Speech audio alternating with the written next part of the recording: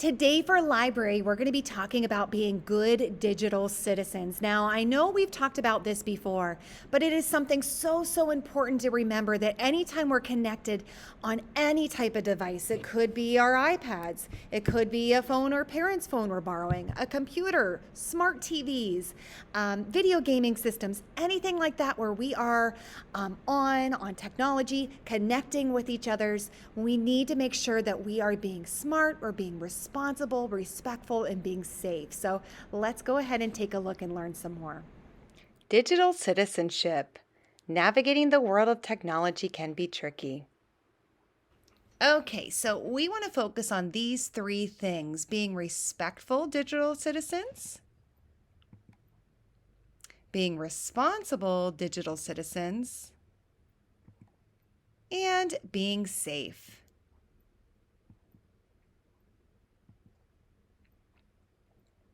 Now, what does a digital world really mean? What exactly are we talking about here? So, the digital world we live in today is anything and everything connected to technology. So, any of those different types of devices are things that we use. What technology devices might people use? So, we have phones, tablets, iPads, video games, computers, laptops. Now think about it. Communicating in the digital world is common these days. Think of a few examples of how that might happen.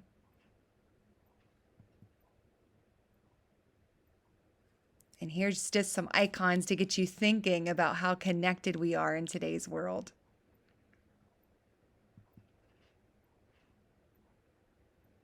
Were you familiar with any of those social media options? What would you add to the list? Let's talk about how you can be a respectful digital citizen. And think, how do I treat others with respect online? So, one, simply treat others the way that you want to be treated. Don't believe everything that you saw or heard online. You never know if maybe that person you think you're talking to isn't really that person at all. And then pause and think before you do anything. Now, let's talk about that word think. Each one of those letters actually stands for something. So with the T, think, is it true? H, is it helpful? I, is it inspiring? N, is it necessary? And K, is it kind? Before we do any one of these things, speak or search or upload or watch or forward or text or send it, think about each one of these things: true, helpful, inspiring, necessary, and kind, before we put those words out there. So let's put it into practice now. You're going to decide what is the right decision or the wrong decision. So first, let's see how you do. A group of friends are talking horribly about staff members behind their backs. Right or wrong? Wrong decision. So staff members, teachers, anybody like that, we have feelings too, just like the rest of the humans on earth. So we want to treat everybody the way that you would want to be treated. A friend wants me to upload a video that would embarrass a classmate of mine. Now, you may really feel pressured by that friend. Maybe they think it's very funny, but the correct decision is wrong. What good can come from embarrassing other people? So instead of tearing someone down, let's think of different ways that we can lift someone up and stick up for that person. Someone dared me to watch an inappropriate video clip online.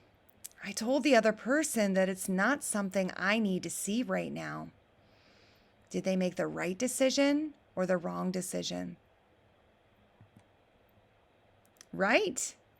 I want to stay focused on what's important in my life. Just because other people look at inappropriate things doesn't mean I have to. So that was the right decision made. Okay, now let's talk about how to be a responsible digital citizen. How do I practice responsibility online? So here's some helpful tips. Future schools or employees look at your footprint. So someday if you're applying for a job or applying for college, they could Google your name and see things that were posted. Number 2, take care of the technology devices you use, especially if it belongs to somebody else like the school's iPad. And number 3, pause, think before you do anything. So remember that think again. Is it true, helpful, inspiring, necessary, and kind? This also ties in with responsibility. Even if something is deleted, it still leaves a footprint. Whatever you do digitally is traceable. So think about that. Even if you just delete it, it's still out there.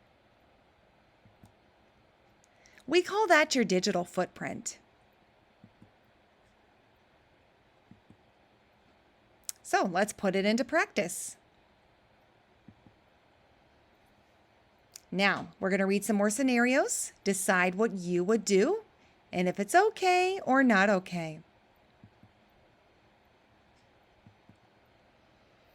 You visit a site that kids keep talking about. You know that this site is for adults. What is okay or not okay? Why it's not okay. There's a lot of cool websites, apps, and online opportunities, but some of them are for adults and not made for kids. Here's another scenario. You borrowed a Chromebook from school. Other people want to use it for entertainment. You explain that it's meant for your distance learning. It's okay that you advocate for your distance learning. You know, if people are doing inappropriate things on your computer, it's traced back to your name. So we need to use those school devices appropriately.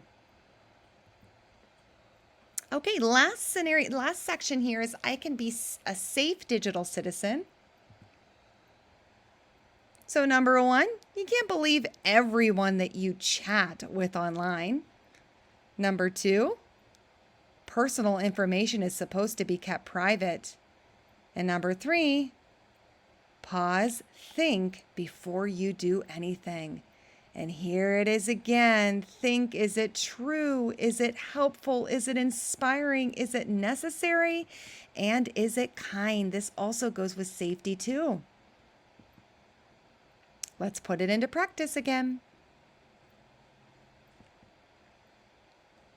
Read the example. Think about what you would do in this situation.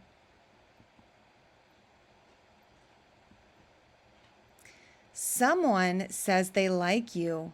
They want you to send a sexy picture of yourself. No thanks. I don't want pictures like that to be traceable. Well, maybe. Do you promise not to show anyone else? Which answer do you think is the safest? Right. No thanks. I don't want pictures like that to be traceable. In this situation, I should be mindful. How do I even know it's the person that's asking? It could be anyone. Plus, if this person truly liked me, they would be looking out for my safety. What they're asking is selfish and not caring about me. A person you met online wants to meet up. You both have a lot in common. It sounds like it would be fun. OMG, that's a great idea. Let's make a plan to meet up. Or, I need to talk with my parents first about this idea. Yes. I should be careful. Parents should be aware of who you're talking with online. It's not to be nosy, it's for your own personal safety. Think about it. If you're wanting to hide something, then it's probably not the best idea to meet up. A friend wants your password. They say it's what friends do, and they won't be your friend otherwise. Absolutely. We're best friends. I'll share anything with you. Or, oh, sorry. I only share passwords with teachers and parents.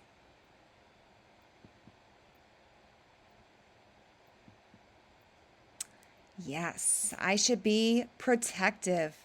Passwords are meant to be kept private. When people misuse passwords, they can take advantage of personal information, invade your privacy on the personal communication you have with people.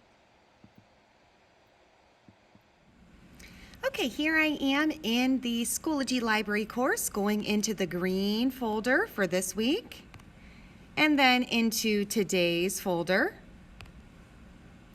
Okay, you can see our 3 steps here. Google Meet first, then watching the video. So let's go ahead and take a look at this digital citizen reflection sheet, how we're going to fill this out. So it says to open up the attachment, send it to Notability, type or write in the boxes to answer the prompts, and then you're going to send it back. So let's go ahead and click right here, View Attachments, and there it is. So you'll notice you're still in Schoology here. So we actually need to tap this button right here to send it out. And we're going to choose Notability. Now, if you don't see Notability there, you may need to come over, all the way over, and click More until you see Notability. And we want to say to create a new note. And then right up at the top, import. Okay, so now we can leave and head into Notability.